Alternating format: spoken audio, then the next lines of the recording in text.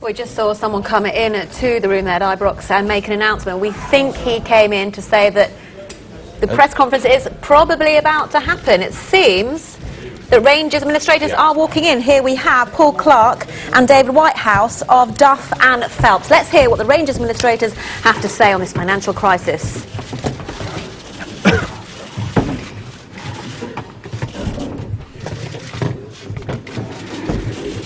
Good afternoon, ladies and gentlemen.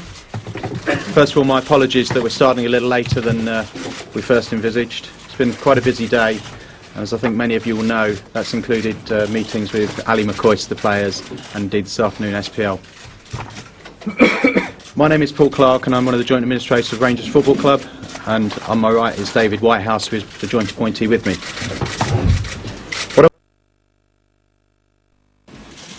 I'll then be in a position to take some questions. I hope you understand that there are some questions that it will be impossible for me to answer today. It's a very early stage of the process. It's our intention that all answers to the relevant questions will be forthcoming over time, but we have to approach this administration in a prioritised and structured way. I think it might be helpful if first of all I say a bit about us and our appointment of administrators. Duff & Phelps is a long-established global financial advisory and investment banking business. It's the world's largest independent valuation firm. In the UK alone, we employ in excess of 200 people. Late last year, Duff & Phelps acquired MCR, a UK-based restructuring and turnaround firm. Both David and I were formerly partners of MCR. MCR itself, which was previously known as Menzies Corporate Restructuring, was able to provide consultancy advice, was asked to advise, consultancy advice to Rangers on the merger of the club late last year. Prior to the assistance on Rangers, MCR and Duff & Phelps had not acted for Craig White nor for any of his companies. Nor was Craig White ever a director, partner, staff member or in any way associated with MCR. I do understand, however, that Mr. White has an unrelated business, and that business is called Merchant Corporate Recovery. My firm, Duff & Phelps and MCR, have had no involvement nor association with Merchant Corporate Recovery. The work that we conducted last year for Rangers included assessing the cost and staff structure of the business, revenue forecasts, and liaising with Her Majesty's Revenue and Customs and dealing with the options available for the club on an ongoing basis for its trading and also in the event that an insolvency event arose. This work included considering the position in relation to the first tier tax case that is also referred to as the big tax case. Our appointment as administrator on Tuesday over Rangers was standard practice by a company facing an insolvency situation. It was approved by the Edinburgh Court of Session and agreed by HMRC. Just to be absolutely clear on this point, we are officers of the court when we act as administrators, and we are accountable to the court. We have a statutory duty to act in the best interests of the creditors and stakeholders of the business, and that is exactly what we will do. This administration will be carried out under the most rigorous public scrutiny, and it will be conducted to the highest professional standards. The people who matter most are those that have interests of Rangers very much at heart. The players, the supporters and the staff at the club. I would like to pay tribute at this stage to all of them for the dedicated way in which they've dealt with David and our staff and have responded to the difficult situation in which they've found themselves. We've had nothing but assistance and a good rapport with the players, the staff, and indeed the fans when we've met them through the forums. As I said, the administration has to be conducted in a prioritised and structured way. There's been widespread comment and speculation about the financial affairs of Rangers Football Club. At this stage, it's simply not possible to give a detailed report on the financial situation, nor am I going to comment on individual aspects of financial transactions at this point. However, we can assure everyone that as part of the administration process, there will be a full account of the club's financial affairs, and this full account will be published in due course, and that will become a public document. Furthermore, as administrators, we have a duty to report on directors' conduct, and that report must be submitted to the Secretary of State for Business within 6 months of our appointment of administrators. This report needs to be done in every case of administration, and there will be no difference on this one. Our first priority as administrators was to ensure that Rangers continues to fulfil its function as operating as a football club. The immediate task for us earlier this week was to ensure that Saturday's match would go ahead as scheduled. And we're extremely grateful for the assistance that we've received from the club's business partners in making that happen. And we're particularly thankful for the support we have had from Strathclyde Police. This morning I spoke to the club's manager, Ali McCoist, and also the playing staff at the club's training complex in Murray Park. I informed them of the process we engaged with. I told them that a review of staffing, including playing staff, would be necessary as part of the process, and that we would keep them advised of all developments as soon as we could. It will be next week at least prior to there being any decisions taken in this area. I'm not going to speculate at this stage on what this review may entail, and it's clearly right and proper that staff will be informed first. I am, however, delighted to be able to confirm that we will be making the February payroll obligations in the normal manner and in full. We've also, during the last 24 hours, had very productive meetings with the SFA and the SPL, and the dialogue with those organisations will continue. As administrators, we'd like to express our thanks for the support that has been expressed across the political spectrum, and we will obviously keep the political leaders informed of the situation. But the most important audience for us today are the millions of Rangers supporters worldwide. And I'd now like to address how this administration process will affect the club. First of all, it's important to clarify how we reached this point. The club was facing financial challenges, and a number of discussions were held with HMRC over the last several months regarding a range of current and legacy liabilities. The directors of the club decided that in view of these liabilities, that the club's ongoing financial position, there was little option but to serve on Monday of this week a notice of intention to appoint administrators. The directors had also hoped that a solution could be found before actually appointing the administrators within the period of 10 days. The situation, however, was crystallised during Tuesday when HMRC applied to appoint administrators themselves. The point being they required that appointment to be immediately in relation to the existing liabilities that were due to them. While administration has been triggered by the issue of existing liabilities, the ongoing tax tribunal and its potential outcome has caused a great deal of uncertainty at the club. In many ways, uncertainty has been the club's biggest enemy in recent times. What a period of administration will do, painful though it is to remove that uncertainty.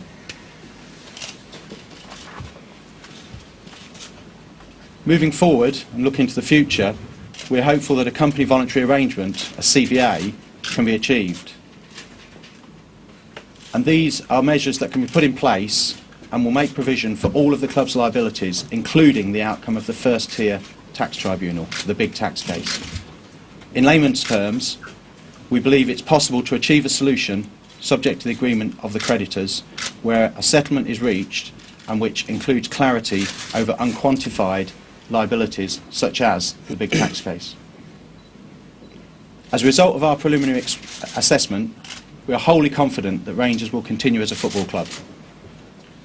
We do not think that liquidation and the closure of the club is a likely outcome at all.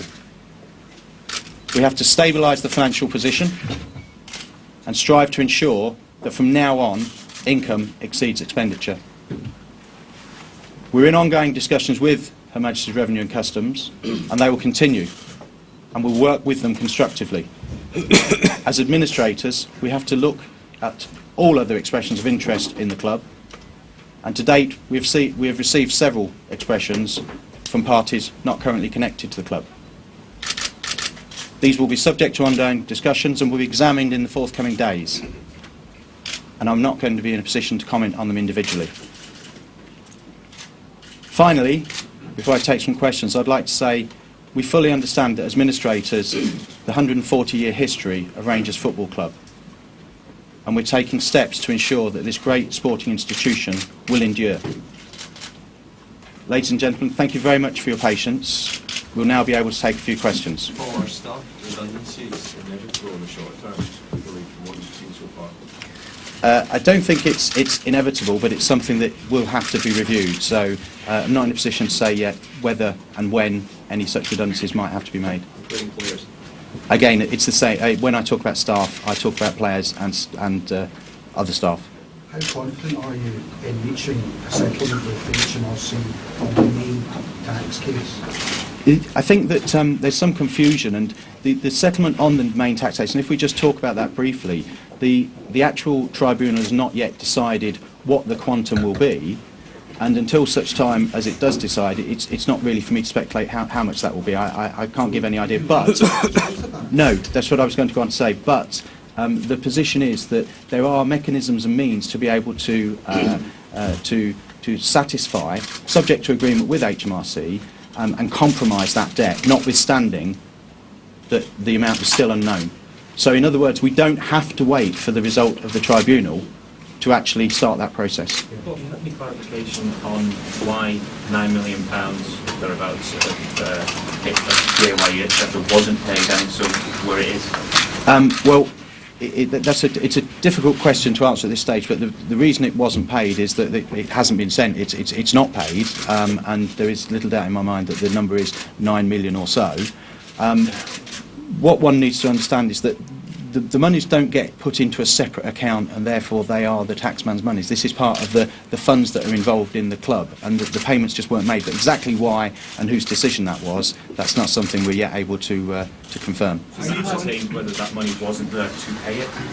But there are deductions that were made at source in relation to PAYE that weren't then paid over. So it's effectively been used as a funding tool for the club.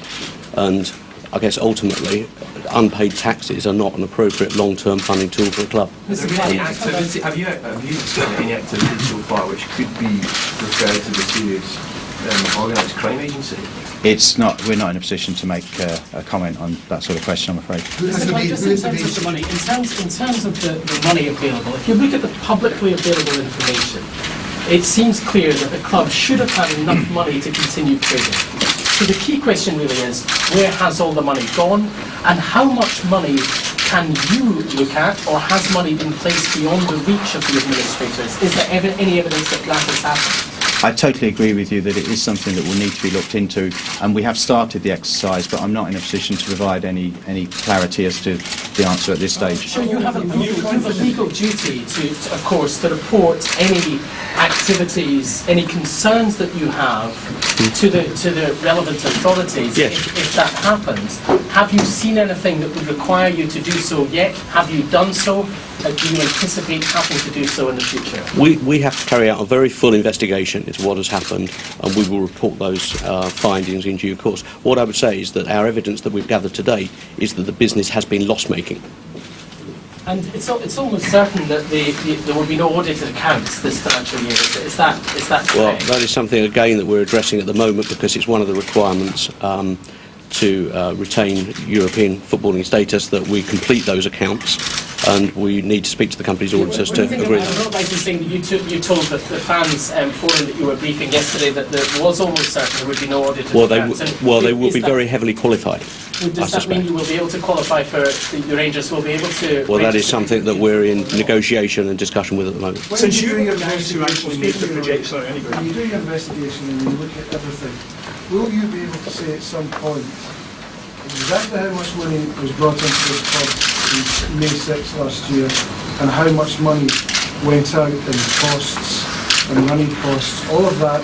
Will you be able to say to the pound, the 10, 20 either way, exactly how much came in, how much was spent, and where it was spent, and where it's gone? I think if it's appropriate to conduct a review to that level, then the answer is yes.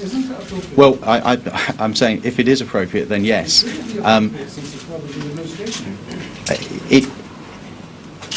The records that are available within the club, as long as we're able to conduct that work, then yes.